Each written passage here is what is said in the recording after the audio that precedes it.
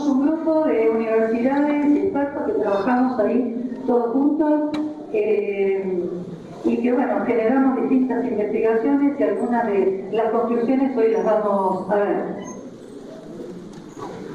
Bueno, en primer lugar está ya casi obvio, ¿verdad? Si miramos acá las imágenes, estamos en cambios de paradigma absolutamente muy fuertes.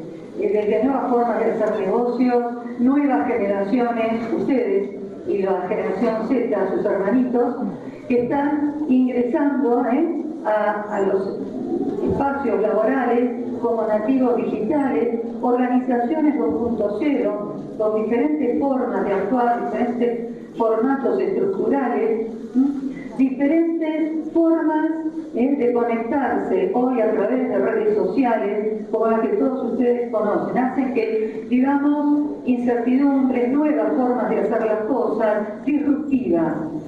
No nos sirven las cosas que sabíamos hasta ahora, las tenemos que hacer totalmente diferentes.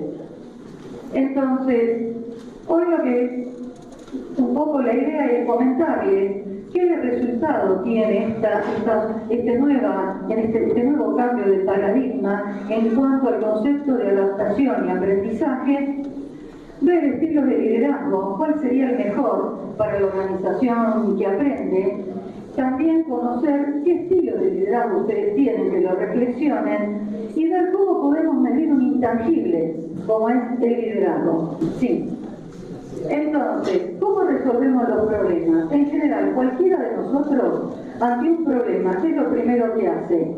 Trata de ver si alguna vez pasó estas circunstancias, aplica las cosas que ya sabe, raramente va en búsqueda de nuevas alternativas o de nuevos ensayos. Trata de aplicar el conocimiento que ya tiene validado. Pero ese conocimiento que tenemos ya validado, esos protocolos o formas de hacer las cosas, no sirven ante determinados tipos de problemas. Por ejemplo, los problemas técnicos. Siempre en una organización, en la universidad, en nuestro estudio, en nuestras casas, estamos continuamente resolviendo problemas técnicos. ¿Cómo resolvemos los problemas técnicos? Aplicando cosas que ya sabemos, protocolos que ya conocemos, formas de hacer las cosas, o alguien nos dice cómo hacerlas. Ante una situación problemática de tipo técnica, donde la solución ya existe y el problema es conocido, nosotros respondemos así, con las cosas que sabemos. Tenemos que la jerarquía, la dirección, las tareas, el control, es lo que después va a venir como feedback para ver los resultados de este tipo de desafío técnico conocido por nosotros. ¿Qué pasa cuando se nos presenta en la realidad un problema que no tenemos la solución? Lo primero que hacemos es tratar de ver de lo que tenemos, de lo que conocemos, qué cosas pueden encajar. Pero ¿qué sucede? No sirve. ¿Por qué? Porque muchas veces eso no tiene respuesta en algo que ya conocíamos y lo tenemos manejado, nuestra respuesta técnica. ¿Qué sucede entonces? Tenemos que ver nuevas formas de hacer las cosas. Esas nuevas formas nos llevan a pensar que solos a veces no lo podemos resolver. Necesitamos de los otros, preguntarnos, amigos, conocidos, compañeros de trabajo. Tenemos que ser flexibles, aceptar distintas ideas de algo que se nos presenta a veces por primera vez y no sabemos qué hacer. Trabajamos comunitariamente, en equipos, en comunidades de práctica. Confiamos en determinadas personas que nos pueden ayudar a encontrar la solución. En última instancia nos equivocamos, aprendemos. ¿Qué quiere decir esto? Que cuando estamos en situaciones donde a veces ni podemos identificar bien el problema, y si lo identificamos no tenemos la respuesta clara, no podemos actuar con lo que se denominaría autoridad, que te está mostrando ya pasos establecidos de una resolución. tenemos que generar un estilo de liderazgo diferente para que las personas y los grupos aprendan nuevas respuestas. Sí. Entonces, miren ustedes el desafío adaptativo, como en la biología. Permanentemente distintos seres vivos se están adaptando a realidades. Nosotros nos adaptamos, hace calor, transpiramos, y sin mediar mucho estímulo. Fíjense, el desafío técnico en general es claro. Tenemos una solución, implementación clara. ¿Quién va a estar a cargo de la autoridad? Va a dar la orden, se va a cumplir un objetivo, va a ser el control de que el objetivo fue complementado. ¿Qué pasa con el desafío adaptativo? No sabemos identificar el problema, y si lo tenemos identificado, no tenemos la respuesta. ¿Qué debemos hacer? Aprender. Aprender, ensayo y error, nueva forma. ¿De qué requiere? ¿De la autoridad? No, requiere de las personas que vamos a tratar de resolver este problema y que tienen un conocimiento para hacerlo. Por lo tanto, ¿cuál sería un problema de un líder ante esta nueva situación? Que tenga una respuesta técnica ante una situación totalmente disruptiva, adaptativa. Es lo peor que podría pasar. Entonces acá vemos ese rol del liderazgo, de poder determinar si el problema ya tiene solución. No hay que hacer demasiadas cosas, hay que aplicar los pasos que ya se saben. En cambio, cuando el problema o no se lo identifica o no tiene la respuesta clara, tenemos que trabajar de otra manera. Y para eso, sí, tenemos que pensar que la estructura donde se presentan esos problemas se llama organización. Cuando estamos hablando de problemas en el mundo de lo que son las organizaciones, en las empresas, no lucrativas o las organizaciones no lucrativas, ONG, nuevas circunstancias. Ese es el continente. Ese continente tiene que verse modificado. ¿Cómo vamos a llamar a ese nuevo continente organización que aprende? Es una metáfora, porque aprendemos nosotros, los seres humanos, aprenden nuestras mascotas a hacer algunas cosas. Yo no puedo decir que una organización aprende. Es una manera de decir cómo va generando competencias a sí misma gracias a las competencias que van generando todas las personas que trabajan en ella. Entonces acá tiene una definición. Algunos la llaman organización inteligente, otros organizaciones autocualificantes. Para no tener un problema epistemológico, directamente le decimos organización que aprende. ¿Cómo empieza? ¿Cómo se genera una organización que aprende? Por las personas. Son las personas las primeras que tienen que generar su propio proceso, un proceso de aprendizaje, transformarlas. Sin lo que sería capacitación, sin lo que sería programas de formación, las personas no adquieren las competencias para poder resolver problemas. Sin el conocimiento necesario no podemos resolver los problemas que requieren ese conocimiento. Luego, ¿a dónde pasa? A la estrategia. De las personas pasa a la estrategia. A través de las distintas formas de desarrollo de la organización, que se ancle ese conocimiento dentro de la organización para pasar a ser un valor. Google, por ejemplo, Global, una empresa argentina que en 5 años se internacionalizó y que trabaja con Google.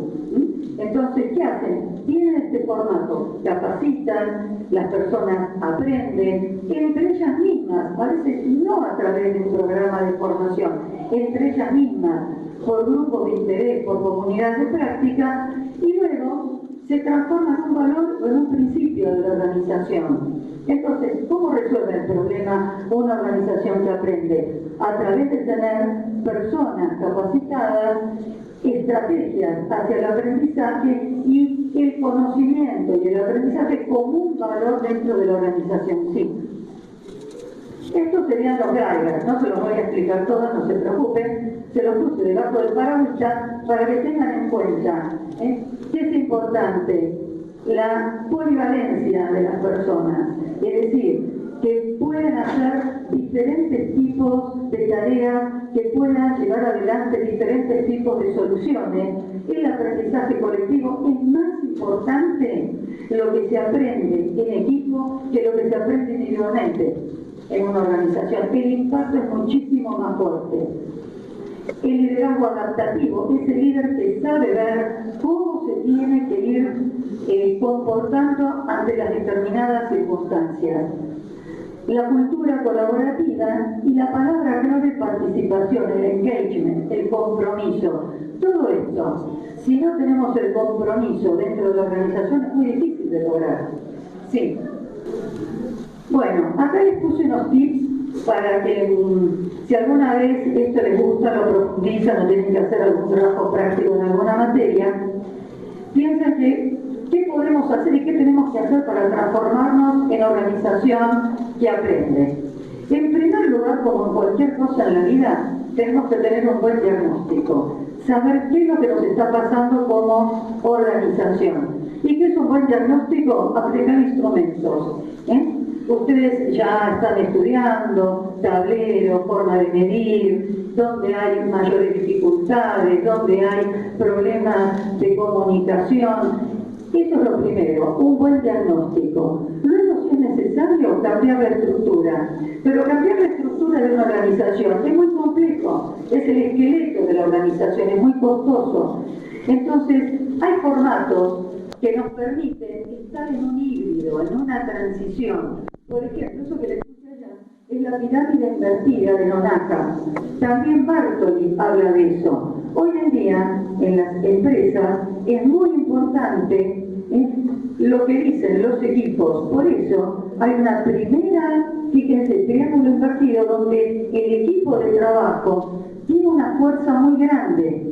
Pero para poder trabajar bien, lo saco de todo el organigrama, de toda la estructura, que trabaje libremente. Y cuando encuentra la solución a los problemas, ingresa a la estructura y la burocracia lo distribuye. Entonces, fíjense ustedes cómo cambia el organigrama.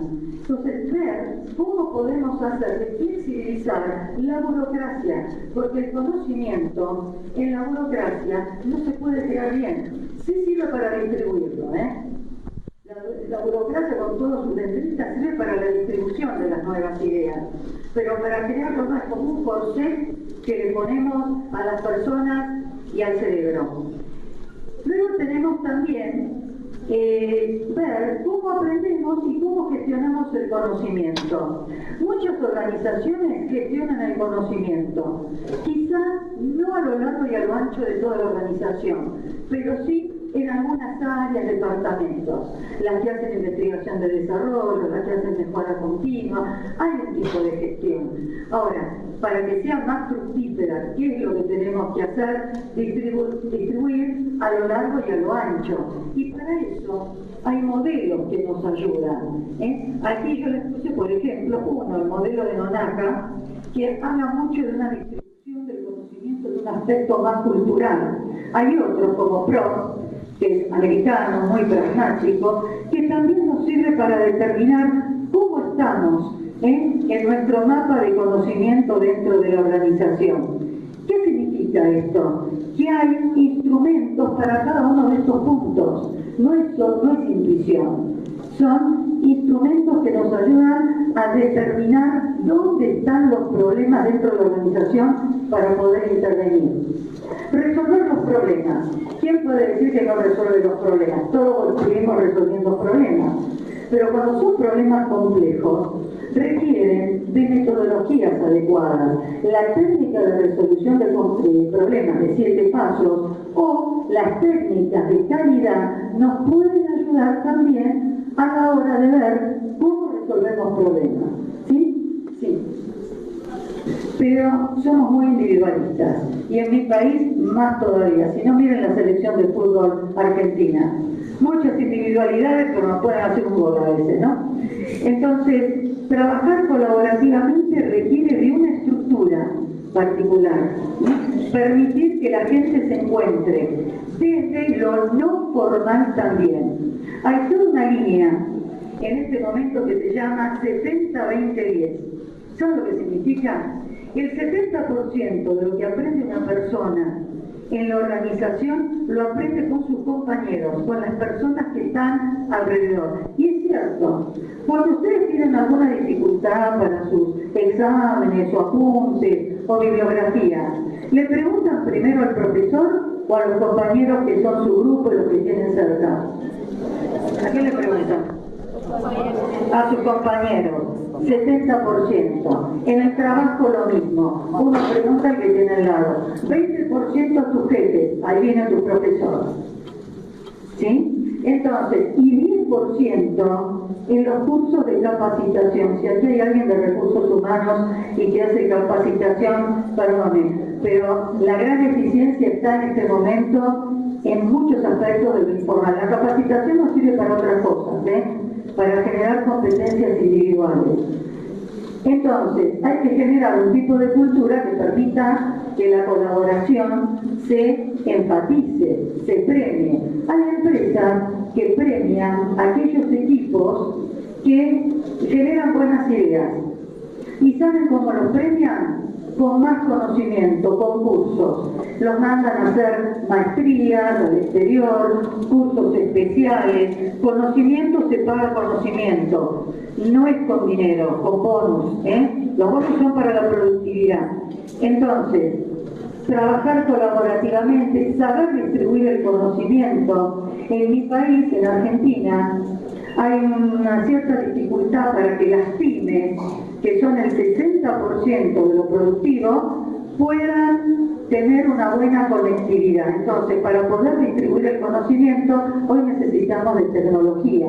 Aprender del error es una de las formas más fuertes que tenemos para mejorar las cosas, lo que hacemos, ¿no? Cuando nos equivocamos, es cuando nos volvemos, nos desestabilizamos más.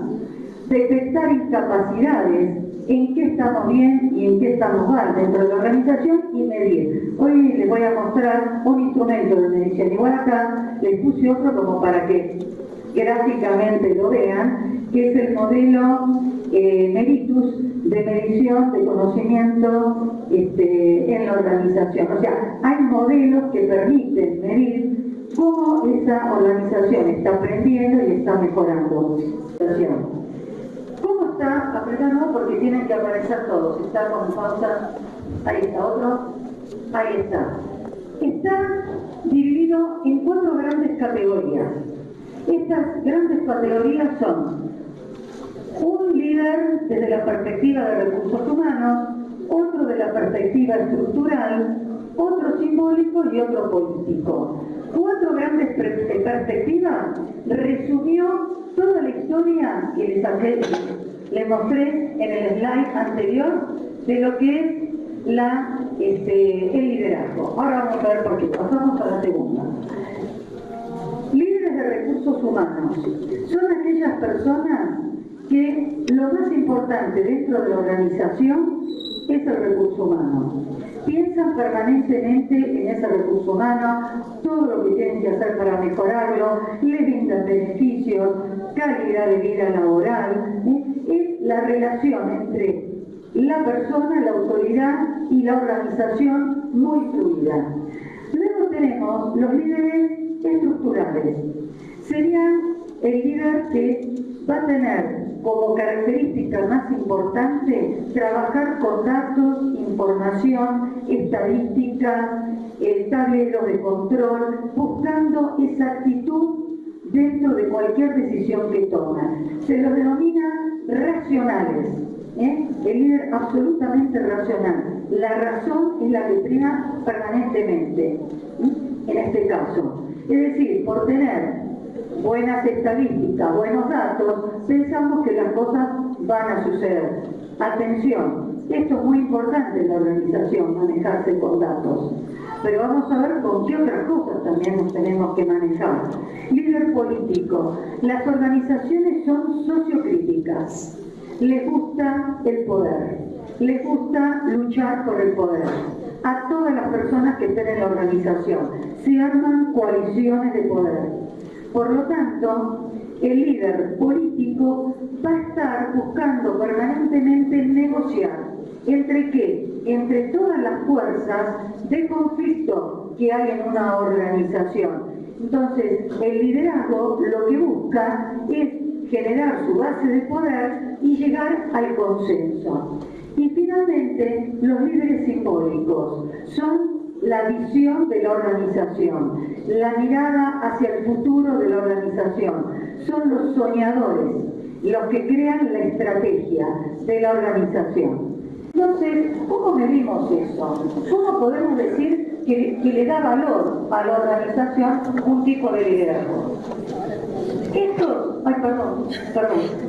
son algunos modelos para que lo tengan en cuenta, ¿no? Kaplan y Norton tienen en la perspectiva de aprendizaje cultura y tienen la tendencia también a hablar de cultura organizacional, liderazgo, etc. Después está el modelo del Intellectus, que es muy interesante, es un modelo europeo, lo mismo que el Meritum, que son programas para ayudar a las empresas a evaluar los intangibles del capital intelectual. ¿Sí? Bueno, a ver. Hicimos un trabajo en varios países y tomé uno de los sectores. Tomamos la minería, que ahora está, con toda esta caída de China, está tan complicada, ¿no? Vamos a ver qué es lo que resultó. Bueno, esto es cómo se hizo este tablero de medición, teniendo en cuenta Kaplan y Norton, el del intelecto, el del intelecto y el de inteligencia regional, ¿no? Son modelos de medición de distintas variables de las organizaciones que también contemplan intangibles. Sí, bueno, no se asusten, no es que hay que verlo esto demasiado, sino para que vean los resultados. ¿Qué nos dio acá? Fíjense que en aprendizaje y crecimiento, la parte donde el punto mayor era 55, el puntaje mayor de un total de eran 160 puntos. 55 correspondían en el tablero a la perspectiva de aprendizaje. Si ustedes observan liderazgo, cultura, trabajo en equipo, las empresas de minería chilenas son las que obtuvieron mejores resultados. ¿Sí? Fíjense, por ejemplo, a ver, aquí estamos en Colombia, las empresas que nosotros estudiamos, en Colombia vimos capacidad de capital humano, donde el número era 15, el máximo, tener mayor capital humano, nos encontramos que había 3. Que faltaba mucha capacitación, me estaba indicando ese número, ¿no? Y, por ejemplo, en Argentina, la capacidad organizativa fue la menor. ¿Por qué? Bueno, porque había toda una serie de problemas en las empresas que estuvimos trabajando que hacían que no había transparencia organizacional. Entonces, iba marcando diferentes características, siendo la de Chile, donde se medía mejor todo lo que era la perspectiva de aprendizaje y crecimiento, pero que ninguna llegó a 55, o sea, llegó al tope máximo, o sea, había mucho para desarrollar. Sí, en otras llegaban a topes más fuertes. Estos son algunos de los indicadores, estos están transformados en preguntas, ¿verdad?, que mostraban. Por ejemplo, le preguntábamos a todos los referentes que aplicamos una entrevista y luego una encuesta con escala Likert de medición de 1 a 5. Si el líder comparte la visión, si trabaja en equipos, si los equipos generan algún tipo de ideas, si se aceptan los desafíos, etc. Esto para que vean qué era lo que preguntamos. Y lo aplicamos en un simulador de negocio que ustedes deben trabajar y deben conocer. Nosotros usamos el más sencillo, el Benzin. El Benzin es un tipo de simulador donde uno coloca una serie de variables con pequeñas funciones, sumas y restas muy sencillas, y nos dio este resultado. Miren ustedes, yo no les puedo decir ni un porcentaje ni un número con respecto al impacto del liderazgo, en este caso en la innovación en la empresa minera. Pero sí les puedo decir por aproximación que es muy importante el liderazgo para la generación de innovación, porque impacta directamente, y para la rotación de empleo, de los empleados. Uno de los problemas serios que hay en la minería es que la gente, que hace un trabajo tan rutinario, tan terriblemente aburrido, que la gente rota, se va de empresa a empresa. Bueno, ahora que hay una baja en la empresa minera, se ha frenado eso, pero si no, mucha gente va de empresa en empresa. Es característica la alta rotación en la minería. ¿Y quién es responsable en parte de esa rotación, más allá del trabajo, que puede ser un poco, como te decía, aburrido? El líder. Y nosotros, ¿qué observábamos? Que en las empresas mineras el liderazgo era un liderazgo absolutamente técnico, no era adaptativo. De hecho, muchas de las crisis que tienen muchas de las mineras grandes en Chile, excepto no tanto Codelco, pero sí el resto, es porque no hicieron mucha innovación. ¿Sí? El líder, en vez de ser adaptativo, cómo podemos mejorar, cómo podemos darle más valor a nuestra producción, se limitaba a lo que era la autoridad o el desafío técnico de cumplir bien con el protocolo. Y aquí se lo ve. ¿Sí? Bueno, esto es un poco para que vean cómo uno puede medir de diferentes formas y por aproximación, en este caso, impactos que pueden tener los intangibles. Sí, del aprendizaje. Mira una persona, la roja. Vos tenés un desafío técnico. Mirá el nivel del desafío técnico. Baja rápido la curva, y muy rápido. Una vez que aprendiste esa nueva técnica, ese nuevo procedimiento, baja abruptamente. ¿Por qué? Ya después de repetir permanentemente el procedimiento. Miren la verde. ¿Cómo es la verde? Permanentemente va, viene. Esa es la curva del aprendizaje adaptativo. No es un aprendizaje lineal, que hago una cosa y después la continúo. Es no lineal. Y así es en la organización que aprende. Los equipos trabajan así, por ensayo, por error. ¿Qué tipo? ¿Cuál es el mejor liderazgo? El liderazgo colaborativo o simbólico. Para ese momento. Después nos vamos al estructural cuando hay que establecer las metas y las mediciones, que por supuesto que son muy importantes. Pero si tuviésemos siempre el tipo de liderazgo para el desafío técnico, estaríamos inhibiendo todo el proceso de aprendizaje, que es terriblemente rico en la organización, porque genera competencias internas. Le permite a la empresa aprender más, no solo a las personas, a la empresa en su conjunto. Ya la última. Bueno, esta es una frase de Hammer, me pareció linda, no sé si todos están así, pero me pareció linda, ¿no? Poder entender algo que todavía ni sabemos qué es, ¿no? Y aquí sí ya terminamos, y muchas gracias a todos por la atención.